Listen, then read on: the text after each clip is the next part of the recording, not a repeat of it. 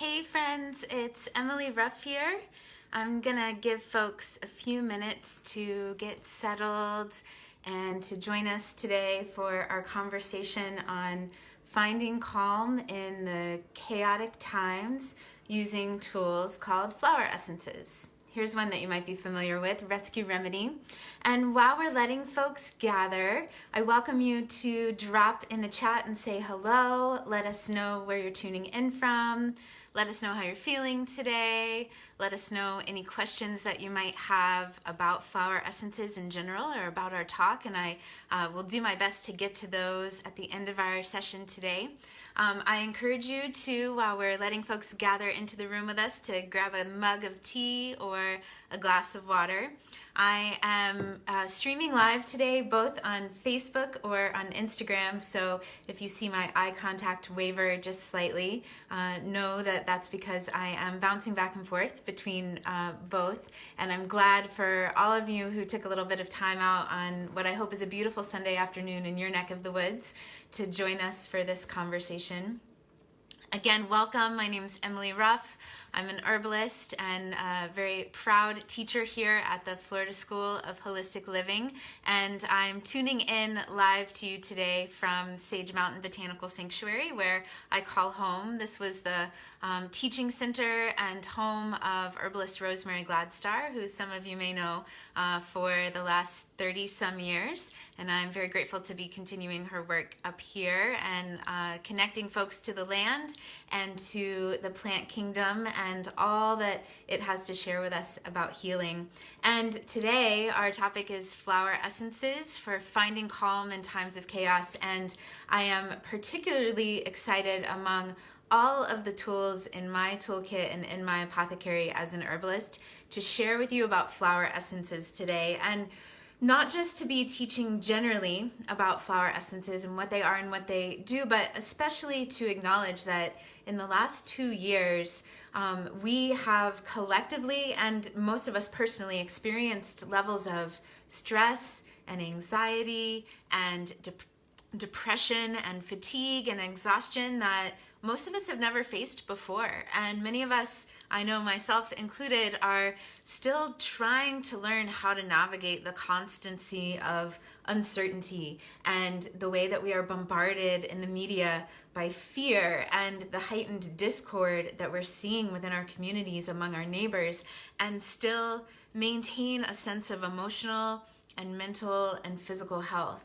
If you're tuning in today and you are feeling burned out or overwhelmed or fatigued or overextended, you are definitely not alone. And I'm so grateful that you've taken a little time out of your Sunday afternoon or whenever you may be watching this replay to tune in with me to learn a little bit more about how flower essences can be a tool to help us find that center and that calm and that balance no matter what our external circumstances are. And as you're joining us, if you're just tuning in, I invite you to drop in the chat and let us know where you're tuning in from and any questions that you may have. And I also ask for your grace and your guidance. I am tuning in from the top of a mountain in a very rural spot in unceded Abenaki territory known as Central Vermont. So if I am coming through a little choppy or disconnected because of my signal, please let me know so I can correct that before I just keep rambling on. So some of you are tuning in today are totally new to flower essences, and some of you have worked with these tools for quite a long time. And I do want to just give a general overview of what flower essences are and how they were developed, and especially the context and the history in which they were brought to us, so that we can then dive into some particular flower essences that are helpful tools for me, especially in these last 2 years, to bring balance and calm and center to my emotional state. No matter what the emotional challenges are that I'm facing, flower essences are tools that help me feel grounded when I'm feeling unmoored, when I'm feeling uneasy, and it is these teachings that I'll share today are all things that I use in my personal practice as well as with my clients, and I love sharing with students. And I just have the highest hope and prayer that there'll be some little nugget of what I share today that will help you and your loved ones, and if you're a practitioner, your clients, find a little bit more ease and grace through these very difficult times. So to rewind a little bit, flowers have in and of themselves been used for healing for a millennia. I have this beautiful bouquet of dahlias and other gorgeous flowers here with me today. Here in unceded Abenaki territory here in central Vermont, we actually got our first frost just a night or two ago, and it's about 2 months late. So we have had the blessing of flowers blooming in our garden for quite some time here into the late autumn. And these were the last blossoms before the frost came through. And just being with fresh flowers is something that can be a gorgeous gift for our heart and for our emotion. We can think of the social currency that flowers have offered for all sorts of celebrations and honorings. We exchange them to invite and to acknowledge love. We bring them to births, we bring them to deaths, and celebrations and honorings of all kinds. So we can think of flowers in and of themselves as healing, and certainly the flowers on the plant as a botanical organ are in and of themselves very significant, right? So if you're not a trained botanist, then when you look out into a garden, the flowers are what distinguish and give a distinct impression of each plant that we see. Some of us are sort of blind to all the green leaves, but the flowers are what give us a expression of the unique identity of that plant that we're looking at. And of course, the flowers are the reproductive or regenerative organ of the plant. When we go to smell a roses, we're sniffing our nose right in the middle of their private business, but that makes them a potent part of the plant, kind of botanically speaking. And also flowers are, among other tools, but one of the main tools that a plant uses to communicate to pollinators and to predators alike and to exchange information. So wrapped up in this beautiful little package is all of this energy and all of the significance. And so I say all of that because we have these particular tools called flower essences that I will speak about today that are certainly unique in how they were brought to the world. But Dr. Bach, who developed these, was not the first person to use the energy of flowers for healing. And this is certainly the concept of flowers healing our emotional body is something that is ancestral and has a lineage long beyond and before the 1930s in all sorts of traditions. So I just think it's important to acknowledge that. So, however, we are talking today about flower essences that we can make and create ourselves or purchase at a health food store or an apothecary. And those, as we know them in the Western world in modern time, were brought to us by someone named Dr. Edward Bach, or Edward Bach, sometimes his name is pronounced in Wales. And he captured this particular form of healing that we now know as flower essences in the 1930s, during a time of great economic and social upheaval in the Western world. Dr. Bach was a bacteriologist and a homeopathic physician. He was a very well-studied scientist, and I like to mention that because sometimes when we talk about flower essences and emotional healing and vibrational signatures of plants, it can sound a little woo-woo, and yet these creations, this healing modality was brought to us by someone that was a very well-trained erudite scientist. And he, working with his patients as a physician in the hospital, recognized that patients recovered from illness differently, and it was often based on their emotional state or their emotional stress at the time of healing. And he also recognized in the 1920s and 30s that as a physician, he didn't have a specific tool in his toolkit that allowed him to address those emotional states of his patients. And so he left his practice and a renowned position in the hospital to explore the gardens and the forests at his home and to develop a tool that would allow his patients to attain some form of emotional calm or balance that would allow them to reclaim that energy from tending to emotional stress and put that energy towards healing their physical body. And it was in fact the morning dew that had rested on the flower petals of two plants, Memulus and Impatiens, that were among the first plants that spoke to him, and soon thereafter he left the world with a system of 38 flower essences that we use today. The flower essences that he developed were timeless in their nature. While he developed them in the 1920s and 30s, no matter the external stimulus of emotional stress, whether it was 1930 or 2021, we as humans experience very similar emotional responses, even though our modern day looks very different from the time in which Dr. Bach lived and developed these essences. And so I'm delighted to share with you this tool that I truly feel is timeless, because the emotions we experience as human beings, as these primal animal creatures, whether we are in ancient times or we are tuning into an Instagram or Facebook class to learn about these tools, the same emotional response exists, no matter what the external stress is. So you may be asking, those of you that are totally new, what exactly are flower essences?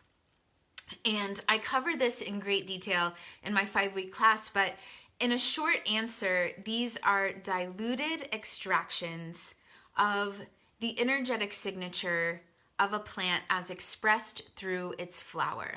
Sometimes you see them described as the vibration or the vibrational essence of the plant. The energetic signature of the plant is really a description that speaks to me. But again, think of the flower as this really significant botanical part of the plant that is the most distinct, that is incredibly expressive, that is also the reproductive organ of the plant and contains that plant's life source and ability to reproduce, as well as being a tool that the plant uses to communicate to pollinators and to predators. This is a really significant part of the plant, and what we are capturing is not the biochemistry. It's not the chemical constituents.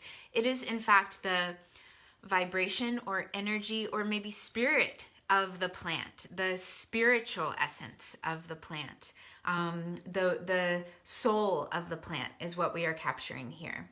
And we are capturing that with in water with the help of sunlight, and then diluting that capture, that extract, down using the principles of homeopathy, which would be a whole nother class that I could offer, explaining and describing how homeopathy, how classical homeopathy uses dilution in its methods. And there are lots of other classes out there that can sort of share that with you if that's a new term to you. But essentially we're taking flowers, setting them in a bowl of water, capturing their essence and diluting that down so that there are just little drops of this extract that we use. We can take them by mouth, we can add drops of them into our tea or our water, and we can also make these essences further into sprays and lotions and potions of all kinds.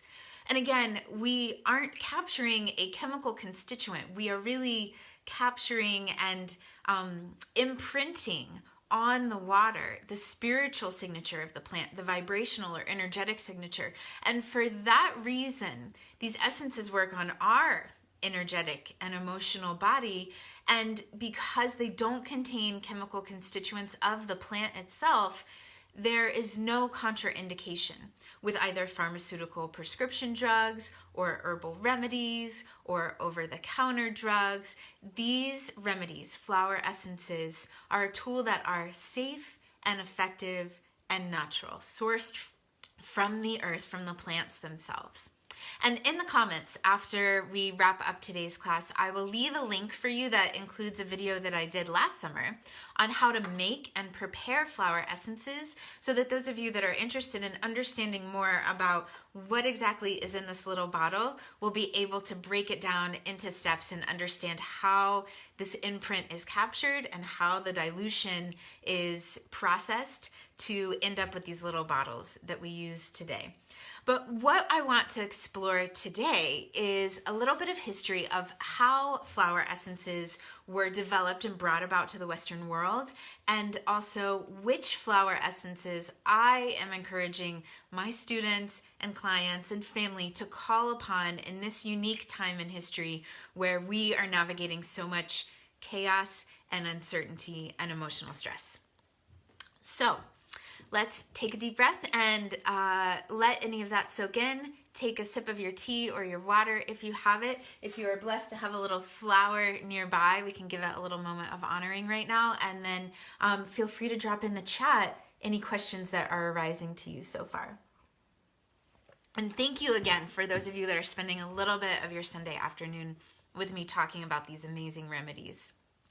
So let's look at the context. Let's look at the history of how Dr. Bach brought these flower essences to be in the world. So Dr. Edward Bach in Wales began his career at the start of World War I, and he was treating everything from folks at home to casualties of war and injuries, as well as victims of the influenza epidemic of 1918. During which time he himself contracted an illness and nearly died. And through the healing experience that he had, emerged with a renewed sense of purpose to be able to acknowledge and address the root cause of diseases and find natural ways to treat it. And he saw firsthand effects of what they called shell shock at the time, folks that were dealing with the effects of war that we now call PTSD today. And through his work with those patients, he acknowledged the profound influence that emotions have on our physical health. In 1931, he wrote a treatise known as Heal Thyself. And in that book, Dr. Bach wrote this quote that I think is really telling to the context of flower essences and also very applicable to the day and age in which we're living right now. He said, "In this age, the fear of disease has developed until it has become a great power for harm, because it opens the door to those things we dread, and it makes it easier for their admission. Fear, by its depressing effect on our emotions, causes disharmony in our physical bodies and paves the way for the invasion of disease." Many of you may be familiar with the concept of germ theory that was espoused by Dr. Louis Pasteur, or terrain theory that was espoused by his contemporaries, such as Claude Bernard. And it's my belief that Dr. Bach lay somewhere between those two theories and aligned with the understanding that while germs and viruses and bacteria and other pathogens do certainly exist and play an important role in the development of disease, that the terrain in which our body is experiencing, is living, is exhibiting, also plays a role in that disease. And what Dr. Bach did to sort of carry forth both germ theory and terrain theory was to go further one step and recognize the role that emotional stress plays on our terrain, the role that emotional stress plays on, for instance, our nervous system, on our endocrine glands, on our immune function. And during his era of the 1920s and 1930s, there were other physicians that were beginning to also establish the effects that emotions and stress had on the physical body, notably starting with the autonomic nervous system and the endocrine system, science of which today has been continued to acknowledge the links between emotional stress and the physical state of our digestive system, of our cardiovascular system, of our respiratory system, and on and on and on. And despite the myriad of scientific evidence that speaks to the link between emotional and physical health, this is an area that's often neglected entirely in modern medicine's contemporary approach to addressing illness and health. And while there is no magic wand, pharmaceutical drugs, herbs, and certainly no flower essence that will resolve the issues that we face in this modern time and the emotional stress that they impact on our physical body, and certainly there is no flower essence or herb that is going to address and dissolve the myriad of societal issues that compound our individual stresses. These are still tools that we can help navigate through those.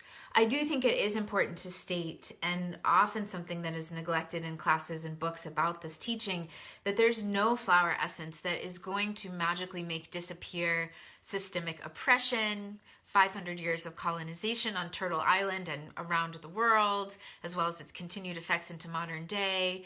There's no herb or flower essence that's going to just erase the widespread inequity and injustices that exist among race and gender and socioeconomic status. And there is certainly a huge disparity of access to healthcare, both modern conventional healthcare as well as tools like flower essences and herbal healthcare.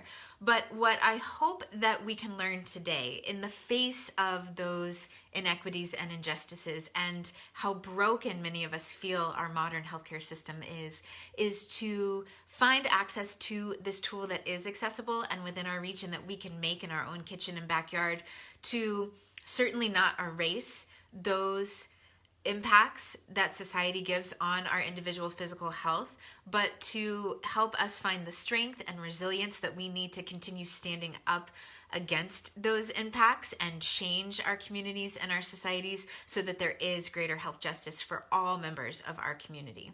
And I think that the pandemic has really been a reminder of those injustices and of those inequities, but also has been a reminder to many of us to develop our very best practices to maintain healthy immune function on both individual and collective levels. And so further, I would like to say that flower essences certainly don't take the place of maintaining quality sleep habits or engaging in a healthy diet or joyful daily movement or personal psychological therapies. However, using flower essences can help us reach for those tools more consistently and keep us in a centered state of mind that reminds us of all the different personal choices that we have that can support our immune health. So with that, thank you for still being tuned in and allowing me to provide both that historical and modern context for how I feel like these essences play a role. And now I want to introduce you to a few essences that I think are particularly timely to this modern experience that we're having of ongoing uncertainty, ongoing fear in the media, ongoing disparities of messages that we're getting from our leaders locally and nationally, and all of that compounding into personal fatigue, anxiety, depression, and overwhelm. Now, I'll be introducing some essences from the system of 38 that Dr. Edward Bach left us with, including this one, Rescue Remedy, that many of you are probably already familiar with. When Dr. Bach passed away, he left us with these 38 individual remedies. And I am a believer that there are many more beyond that system of 38. He lived in Wales and he worked with flowers that grow in his garden. And many of you are tuning in from Florida in a subtropical climate where you have things like bidens and cedar and banana and ylang ylang and all sorts of flowers that he never worked with or made flower essences from. And I don't believe that that means that those aren't flower essences that can bring us great healing. It just means that he passed away before he got to travel around and try them all. So please be encouraged to explore flowers of your own bioregional ecosystem. The only way that we can have truly sustainable and resilient healthcare is if we are working with plants from our own backyard. And I'd be happy to answer questions towards the end of my share here today about any flowers that are growing in your local bioregion that you might be curious about as a flower essence. So I keep holding up this bottle of Rescue Remedy, and this is the first and foremost essence that I want to offer to you all. This is a blend of 5 different flower essences that are combined together to act as what I like to think of as emotional first aid. When in doubt, when in stress, when in chaos, when in fear, when in anxiety, this is the tool that I work with. This is something that I think of as not a prophylactic. I don't wake up in the morning and dose myself with Rescue Remedy and plan and expect to have a perfect day. This is what I use when I'm in the throes of stress or after I have engaged in a stressful situation to bring myself back to center. I first started using flower essence at Rescue Remedy myself just for states of kind of a funk, like emotional melancholy that I couldn't work myself out of through tools like exercise or yoga or meditation or breath work or gallons of herbal tea, this helped me find my center and also to identify what the factors were in my life that were contributing to that emotional state. This is also something that I've used in really intense emotional times. I was in a major car accident about 20 years ago and used this at the moment of the car accident. My car was totaled. I was on the side of a highway bleeding. The other car was, far away, having their distress. And this is what I was able to use to be able to speak clearly when the paramedics finally showed up. Before then, I was just in a total state of shock. I was in Standing Rock on the reservation in the Dakota Territory in what's known as North Dakota several years ago, 5 or so years ago now, witnessing a lot of police brutality and violence. And I worked with this as a tool for myself to maintain my center as a medic, but also to share with people that were experiencing the trauma, both the current trauma and the intergenerational trauma of their historic ancestral lands being invaded. I want to mention that Rescue Remedy often comes in non-alcoholic forms. Like these are some candies, some pastilles that you find in many health food stores and apothecaries, and also some hip drug stores, depending on where you live. And these are non-alcoholic. So if you're working like I was in Standing Rock, in a situation where you can't use a dilution that's diluted in something like brandy, you can work with tools like these to deliver and administer this in a non-alcoholic form.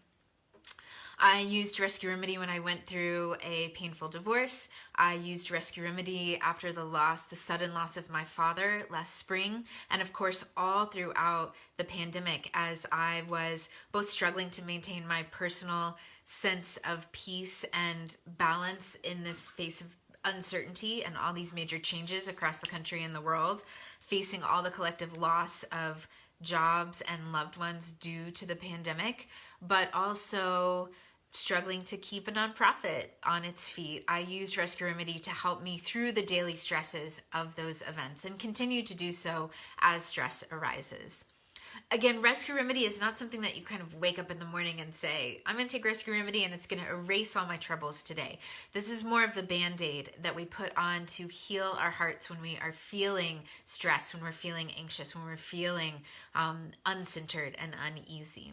I have also used this both for myself through panic attacks and also with loved ones for panic attacks, for fear, like traveling on a plane or speaking in public or giving a talk on Instagram and Facebook. Anytime I'm feeling anxious or fearful, this is a tool that I use to return to my place of center and feel that wash of calm come over me.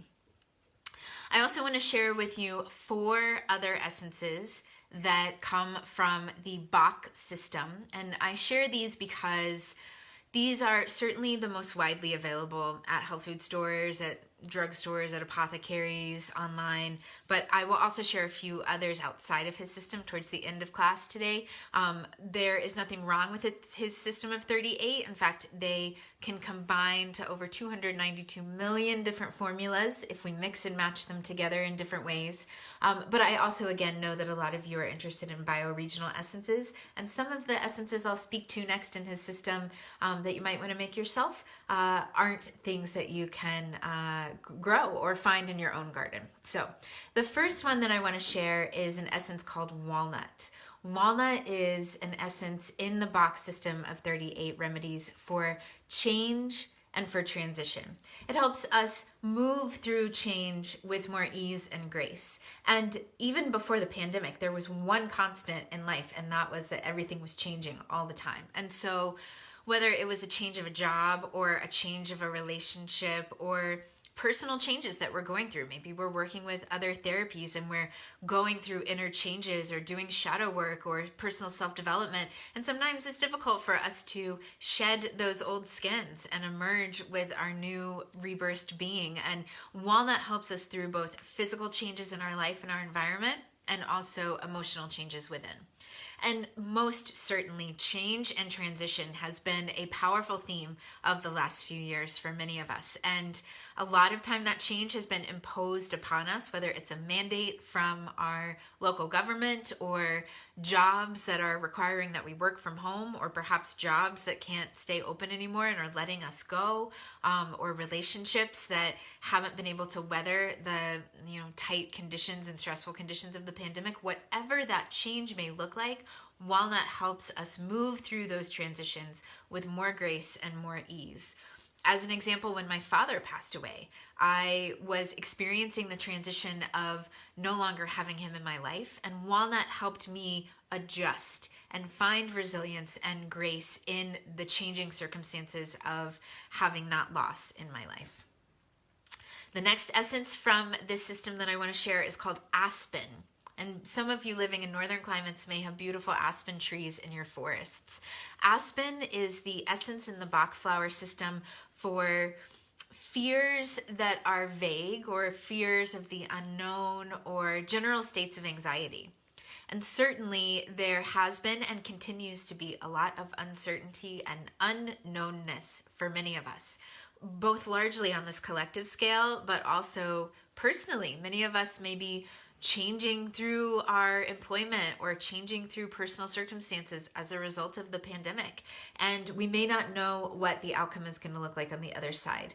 And aspen is the individual essence that helps us move through and move beyond states of general anxiety. And I feel as if it helps me develop a sense of trust that even if I don't know what is at the end of my path or the end of the road that I'm taking right now, I'm trusting that I'm going to be safe and protected and provided for as I show up along that path and take it step by step. So for any of you that are feeling anxious and the what ifs, like when I have a case of the what ifs, when I'm just, circling in my mind over not being sure of what's happening now or what's going to happen in the future, this essence, aspen, is incredibly helpful for general sense of anxiety and fear of the unknown and not knowing what is happening on the other side. The third essence that I'll share in the Bach system is memulus. Memulus is the essence for more specific fears, which many of us are facing right now, whether it is fear of getting on a plane and seeing loved ones, or a fear of not being employed, or a fear of our relationships thriving, or a fear of the virus, or a fear of our neighbors, or a fear of another mandate coming through and infringing on our personal liberties, or whatever our fears may be. Memulus is for those fears that we can name, the fears that we know. And pre-pandemic, I thought of memulus for things like a fear of spiders, a fear of public speaking, a fear of getting on a plane. And those fears certainly still exist, but there are also, in the context of the pandemic, many other fears that many of us are personally experiencing. And memulus can bring great ease and give us courage to face those fears and look those fears in the eye. And the fourth essence of the Bach system that I want to offer is Star of Bethlehem. Star of Bethlehem is actually one of the 5 flowers in the 5-flower formula or rescue remedy blend. And as a single individual essence, it is the essence for loss and for grief and for trauma and for shock. And I think of Star of Bethlehem for immediate loss and grief. Certainly last spring when I lost my father suddenly, I reached for Star of Bethlehem to sort of, I think of it like a salve or a balm for the wounds of my heart. But I also think of Star of Bethlehem to help me heal grief and trauma and loss from the past. So any of my childhood traumas or losses or grief that I may not have tended to at the time, that I may not have had the emotional tools or ability to be present and work with that grief or loss or trauma that happened 5 years, 10 years, 20 years ago, I think of Stars of Bethlehem as a wonderful ally. And I know many of us are somewhat emerging from like the pandemic fog at this point. Like we're starting to get our bearings. We've developed new routines. But I would certainly wager to guess that many of you watching today may have experienced some shock and some trauma and loss and grief back in March of 2020, that certainly at the time we were all just focused on surviving and figuring out what this new normal was, and we didn't necessarily have the tools to heal and work with and move through that grief or loss, and we may still be carrying it. So Star of Bethlehem can certainly be an essence to help us mend those wounds from last spring when these events first began. and also from times prior to that. I also consider Star of Bethlehem to be a helpful ally for those of us dealing with intergenerational trauma and ancestral grief and loss, especially those of us that have been touched by the impacts of colonization on Turtle Island in the last 500 years. And I also, those of you that believe that we come into this life bearing the energies of perhaps prior incarnations, I believe that Star of Bethlehem can also be a helpful tool for any of those past life traumas or griefs that we may have brought into this incarnation, if that is something that resonates with your belief system.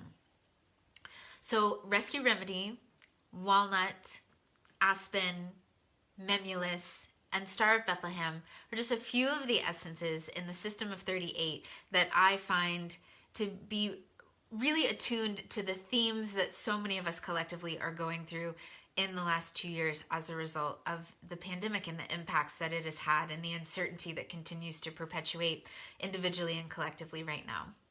There is also another essence outside of the Bach flower system, actually 3 that I'll share, that are essences that many of you can grow in your North American gardens and have been extensively written about by the Flower Essence Society, an organization in Nevada City, California that has continued forward much of Dr. Bach's work and especially investigated flowers of North America and their healing properties. So I'll share with you 3 essences from their teachings that are outside the Bach flower system. So these won't be at every flower essence display at your local health food store or apothecary. You may have to seek these out from a local herbalist or order them online.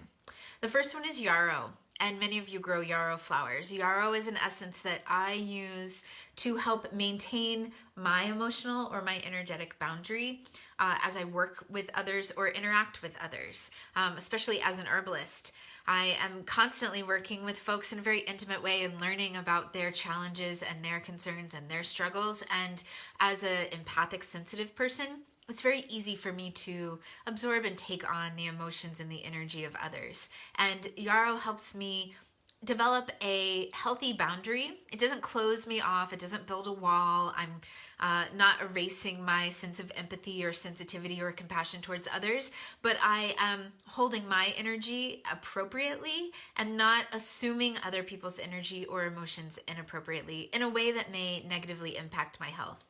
I trust that some of you that are watching today may be herbalists or massage therapists or in another line of work where you are engaging with others in that intimate exchange of energy. And yarrow can help you maintain your healthy energetic boundary and leave the emotions of others in the atmosphere, but not to take it on as your own. And even if you're not a practitioner, I feel like we are going out into the world now, especially those of us that are sort of emerging from being quarantined and are just starting to socialize or shop or be out in the world interacting with others. That can be very difficult for some of us. We've been, home alone for a long time, and the energy of others can feel especially stark right now. So yarrow can be a very helpful tool for us to maintain a healthy boundary. It can also be helpful just for boundaries with those that we live with and those that we love and are closest to. I know especially through some of the quarantine times and lockdown times when people weren't able to leave the home as much and were socializing more with a much smaller group of people, it was very easy for us to pick up and sort of assume the emotions and energy of our loved ones around us. And yarrow can help us maintain a healthy boundary while still maintaining our sense of empathy and compassion. Borage is another flower that many of you grow in your garden, and borage is a quintessential plant for courage, and you might use it in tea form or candy, the beautiful flowers, but I find it's especially potent as a flower essence to help us with courage. And the courage, the root word, comes from the same root word as the heart, and words like cordial. And courage is very much, for me, a state of strength and resilience in our emotional heart. And I find more than anything with the uncertainty and the stress that we're all going through right now, that sense of strength and resilience of heart is something we need now more than ever.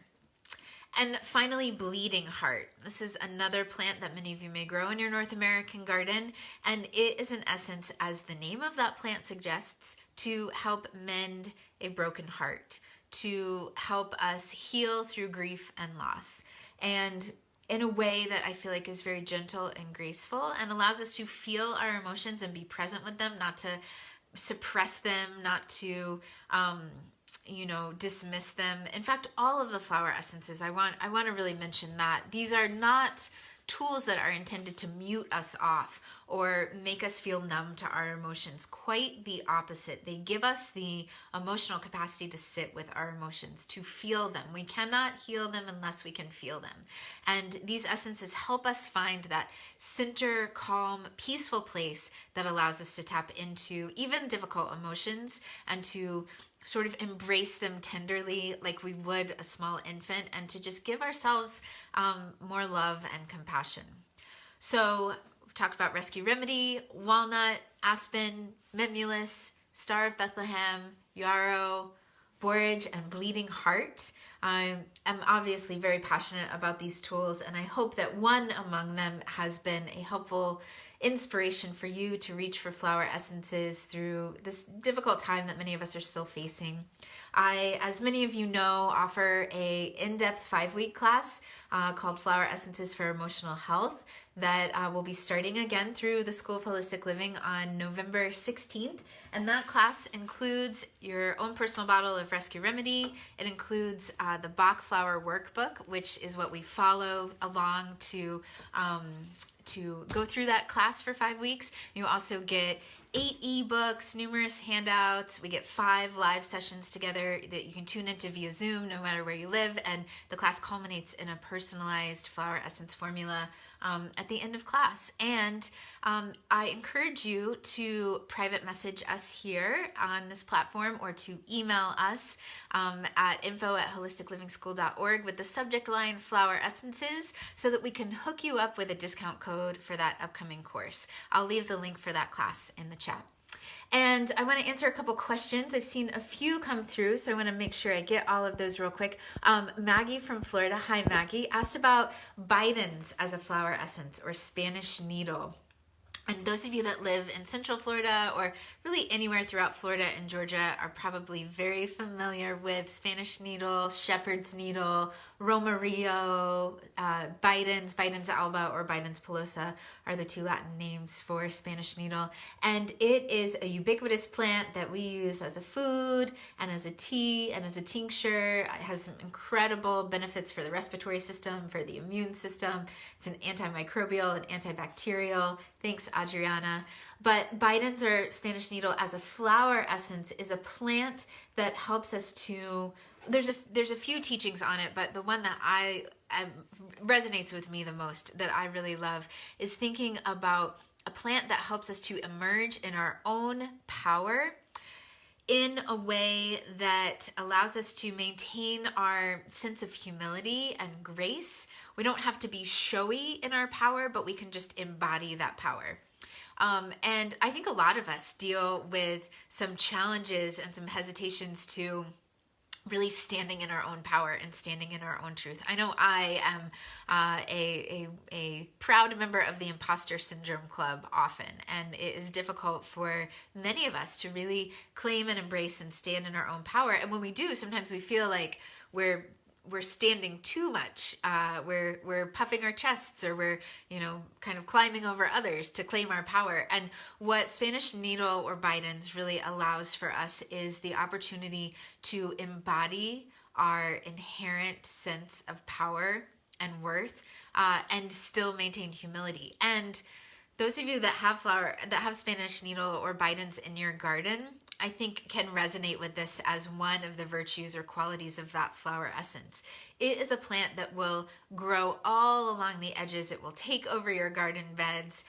It will certainly stand in its own power, but it is still a very humble, lowly weed, and it's easy to pull and to weed and to propagate and to harvest, and it's an unassuming plant, but it has all these incredible medicinal virtues and grows so beautifully yet humbly in our gardens. So thank you, Maggie, for that question. I could talk lots more about Bidens as a flower essence, but hopefully that gives you some inspiration to look into it a little bit more as well.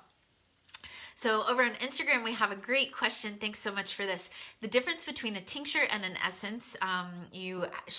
They have yarrow tincture now and are interested in taking it for healthy boundaries. So it's a great question. Thank you so much, Joy, for About Life, for asking about the difference between a tincture and a flower essence. So those of you that are herbalists and have made tinctures before know that typically with a tincture we take alcohol. We might also take vinegar or glycerin, and my process in a very general sense is to take a mason jar, a glass jar, fill it with my herbs, fresh or dried, excuse me, and then fill it with my menstruum, whether it's alcohol or vinegar or glycerin.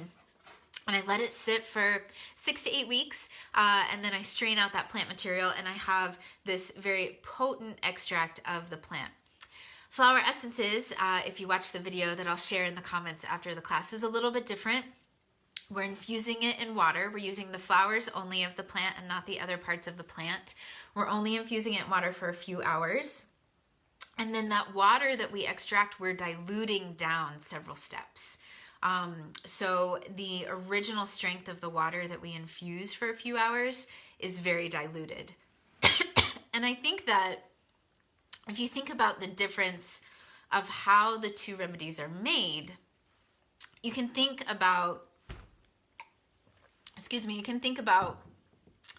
the potency of what we're extracting and the nature of what we're extracting.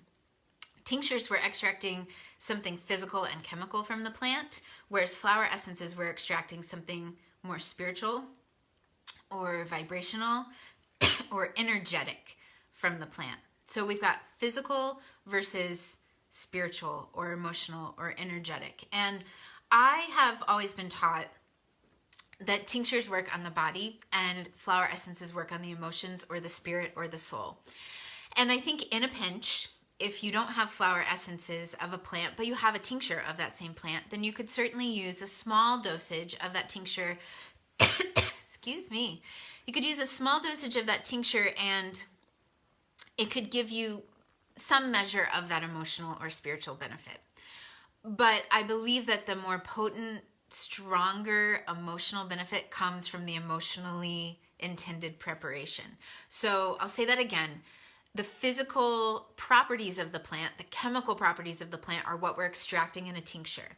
The energetic properties are what we're extracting in a flower essence, and then it's diluted through homeopathy. Physically, the tinctures are working on our physical body. Emotionally, the flower essences are working on our emotional or spiritual or energetic body.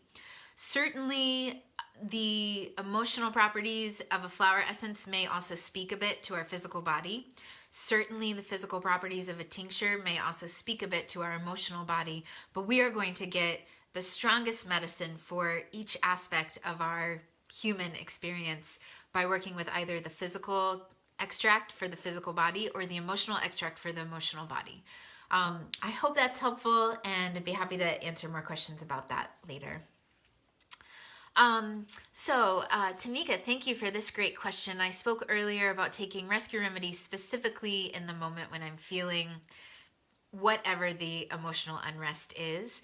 And the individual essences that I spoke about, things like walnut and Star of Bethlehem, we can use those both, what I'd like to say, prophylactically or preventatively or long-term, but we can also use them in the moment. So let's take Memulus, for example. If I know that I have a fear of speaking on Facebook and Instagram about flower essences and I'm preparing for my class, I may take Memulus in the hours or days or weeks leading up to the experience that I know is generating fear for me to try to ease that specific fear. And then I arrive to the Instagram and the Facebook Live and I suddenly feel that fear well up in me. I can also take the Memulus in that moment to help ease that fear. Or another example, yarrow for healthy boundaries. I personally work with yarrow pretty regularly just as a sort of daily maintenance dose to make sure that I am practicing healthy boundaries, but also offers me a tool that I can keep in my pocket when I am, say, in a consultation, or more so like walking into a consultation before I'm going to see a client, or before I'm going out in public to the grocery store or a crowded place, using a COVID example, I may use yarrow kind of daily or regularly, just to give me that sort of maintenance boost of energetic support. But then I may also carry it with me in an instance where I really need extra boundary support, and use it at that moment. So the distinction between those and rescue remedy is simply that rescue remedy is not something I'm going to be using on a regular basis, like at the start of a day, to hope that I don't have any stresses in my life. This is really, among all the essences I've shared, this formula is the one that you're just really thinking of like a Band-Aid, thinking of it like emotional first aid, whereas the others you can use in the moment, but you can also use them if you are working with themes or patterns that are more long-standing, that are more ongoing. So think about the emotions and the themes that are challenging for you and have been for the last few weeks or the last few months, or for some emotions, there's some that I have that are just like things I've dealt with kind of all my life, that sometimes they are more heightened than others. They're just sort of my emotional personality. And in our 5-week class, we pick this apart and kind of talk about both how to work with individual essences on a daily basis, how to work with them in the moment, and also how to formulate them. We rarely use like an individual essence one at a time unless we're using it in the moment. Dr. Bach, his teachings say that we could blend 7 of these essences together in one formula. So I often will use 5 or 6 or 7 essences in a bottle that I work with every morning, every day, just to kind of help with the larger themes of emotional challenges that I know are patterns of mine and issues. And that formula may change every few weeks based on the growth and development that I'm able to achieve with essences, as well as any partner therapies I'm using, and also will largely change with my external circumstances as they change. So I am grateful. I'm coming to the end of my hour here, so I just want to recap, especially for those of you that have joined in as we've been talking, and let you know that I'm grateful for you spending some time with me today to talk about flower essences. If there are any additional questions that come through in the chat that I haven't answered this way, then I will respond in the chat and let you know answers to those questions. I'm also happy to take any additional questions in Messenger or by email. Our school email is info@holisticlivingschool.org. And again, this is just an offering for our community because these tools for me have been so important in the last 1.5 to 2 years of all the chaos and uncertainty that we have faced individually and collectively. And it's also part of a larger class that I teach, the 5-week series called Flower Essences for Emotional Health, that's starting on November 16th for our next offering. And if you email us or send us a message, I would love to hook you up with a discount code for $75 off that course that includes your own bottle of Rescue Remedy, a personalized formula blend at the end of class, our class workbook, a couple booklets to go along with this, as well as 8 ebooks, including Dr. Bach's original writings, The 12 Healers and Heal Thyself. I look forward to more questions coming through the chat or in email or message. And again, I'm so grateful that you all came to share a little bit of your time with me this afternoon. And I look forward to talking more about flower essences with you in the future. Until then, I hope one among these tools will offer you a little bit more grace and peace and comfort through all the challenges that we are all facing right now. And it's my highest wish that you leave with a little bit more confidence about flower essences and are able to invite them into your life. Look forward to your future questions. And once again, thank you so much for taking the time to share with us today. Until next time, many blessings.